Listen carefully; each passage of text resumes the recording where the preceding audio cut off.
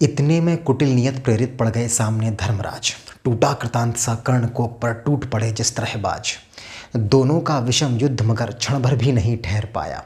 सह सकी न गहरी चोट युधिष्ठिर की मुनिकल्प मृदुल काया।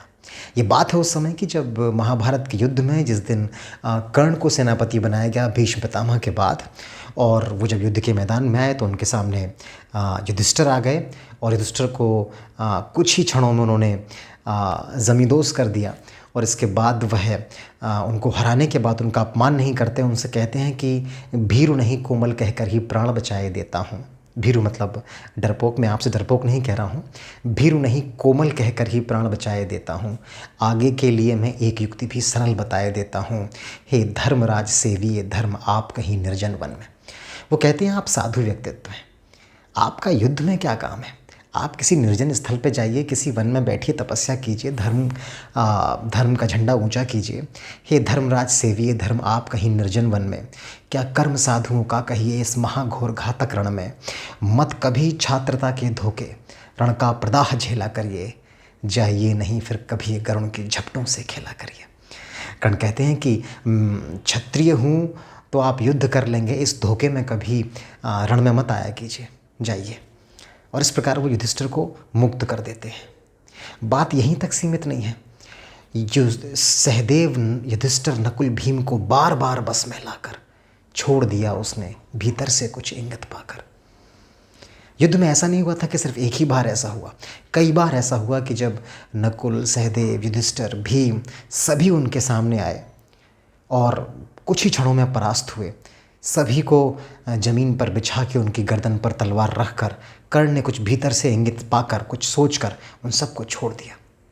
शल्य जो खुद भी एक राजा थे और कर्ण के सारथी थे, वो पूछते हैं कि मीन्स उनको बड़ा वैसा लगता है कि ये कैसे करते हैं, क्यों इनको कैसे छोड़ देते हैं। वो कहते हैं कि रेसूत पुत्र किसके लिए विकट, यह काल पृष्ठ धनु धरता है। मारना नहीं है तो फिर तू वीरों को क्यों घेर पकड़ता है। वो पूछते हैं तुम मारते क्यों नहीं हो इनको, इनको मारना चाहिए ना, ये शत्रु हैं।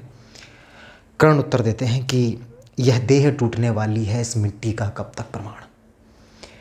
यह देह टूटने वाली है, यह मिट्टी का कब तक प्रमाण। मृत्तिका छोड़ ऊपर नभ में भी तो ले जाना है विमान। विमान मतलब हमारा शरीर, नभ मतलब स्वर्ग या नर्क, जहाँ कहीं भी हमारी यात्रा होती है। वो कहते हैं कि सिर्फ यहीं तक सब कुछ सीमित थोड़ी ना है, हमको ऊपर भी तो जाना है।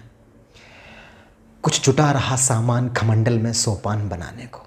खमंडल मतलब नभ, निर्वात। कुछ जुटा रहा सामान खमंडल में सोपान बनाने को। ये 4 फूल फेंके मैंने आगे की राह सजाने को। देखिए कितनी बड़ी बात कहते हैं कर्ण। कुछ जुटा रहा सामान खमंडल में सोपान बनाने को, ये 4 फूल फेंके मैंने आगे की राह सजाने को। ये 4 फूल प्रच्छन्न दान है किसी महाबलदानी के। ये 4 फूल मोल हैं किन्हीं कातर नैनों के पानी के। अपनी माँ को याद करते हैं और अपना वचन याद करते हैं कि मैंने उनसे कहा था कि आपके 5 पुत्र हैं, 5 रहेंगे। मैं किसी और को अर्जुन के अतिरिक्त हानि नहीं पहुंचाऊंगा, या तो अर्जुन रहेंगे या मैं रहूंगा।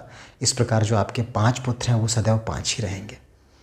तो वो कहते हैं कि कुछ जुटा रहा सामान खमंडल में सोपान बनाने को। ये 4 फूल फेंके मैंने आगे की राह सजाने को।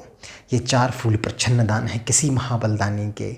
ये 4 फूल हैं मोल किसी कातर नैनों के पानी के।